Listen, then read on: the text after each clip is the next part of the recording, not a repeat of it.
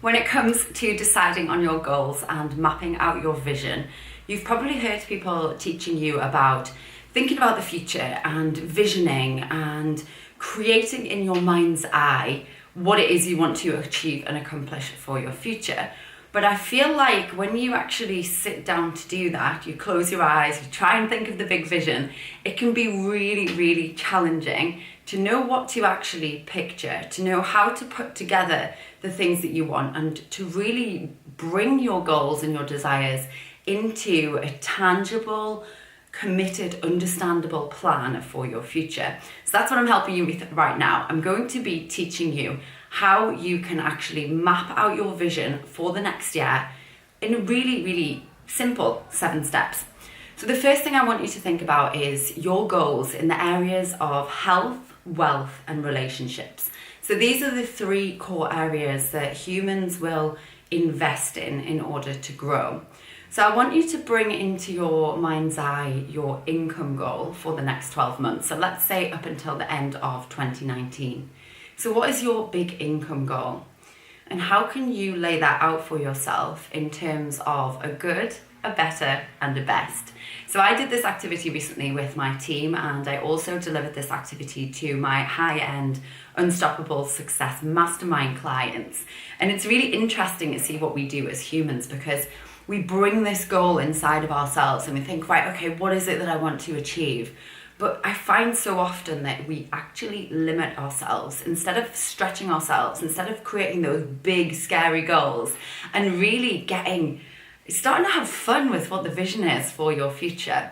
So thinking about your income goal, first of all, what would be good for you? What would be better and what would be best? So I'll give you an example. So an income goal for the end of 2019 might be that you want to make $100,000 in your business. So you want to crack 6 figures. But better than that might be 150,000, and best might be 250,000. So how can you bring your initial vision and your initial goal for your income through and then stretch it to make it better and then stretch it again to make it best? So that is the first step that I'm inviting you to get clear on and to put into action today. So get clear on what your income goal is for good, better, and best. Then I want you to touch in on what your health goal is. So how will you know that you've been really successful by the end of next year in the area of health? So how is it that you want to feel? How is it that you want to look? And what is it that you really see yourself being? Like, what is the vision for you for your health, whether it's physical health, mental health, emotional health, spiritual health? How do you see yourself in the next 12 months in the area of health? What is good, what is better, and what is best? So how can you again stretch yourself in this area? So how can you make your vision good, better, and best moving forwards? So in the areas of wealth, health, and then relationships. So what do your relationships look like? Romantic relationships, friendships, family. What is your good, better, and best for the next year in the area of relationships? And you'll start to see, when you actually break down your vision into these key areas, it's a lot easier to piece them together when you want to actually visualize them. So health, wealth, relationships. I then want you to consider what is a vision for yourself in the area of thought leadership. So you might have a business right now, you might not have a business, but I want you to think about like the real impact that you're creating for the world for this next section and this next piece or part of the puzzle of your vision. So what is it that you desire to create in the area of thought leadership? So thinking about, is it speaking? Is it writing a book? Is it being on bigger podcasts, being featured in the media? What does that look like for you in this area of thought leadership? So what are your goals in that area? So this is step number 4. Step number 5 is when you are thinking about these income goals, the health goals, the relationships goals, your intentions around thought leadership, who do you actually need to help you? So is it a new coach or mentor that you need to start working with? Is it somebody that you already have within your life that you can ask for extra support and help? Is it that you need to enlist the help of your husband or your wife, your partner, maybe your family, your friends, an accountability partner, other people in a mastermind or a group that you're part of who is it that you can ask for help? Who is it that you can share this vision with? Because we know that when you share the vision with other people, you are much more likely to reach your goals. So who is it that you need to share this with? Next question is, who do you need to be in order to step into this vision?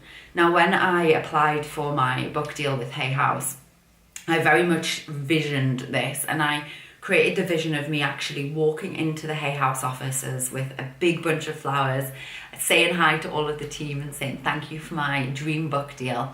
And that actually became real, but I know that it became real primarily because I felt it inside of myself so much before I actually stepped into that vision. And I knew that I had to be the person that actually behaved like a Hay House author, who behaved like this business person that could handle taking on a big book deal, being committed, being dedicated, being disciplined, doing all of these things. So for me, it's so much about who you become and who you choose to step into when you're creating this vision. So who do you need to become when it comes to your vision? Who is it that you can start to really develop these positive characteristics, these positive traits, and think to yourself, actually, at the end of next year, would I be making decisions like this, or would I be making choices like this when I've created this success? You need to start making decisions in terms of how you are and how you would behave as your future self, and start doing that right now.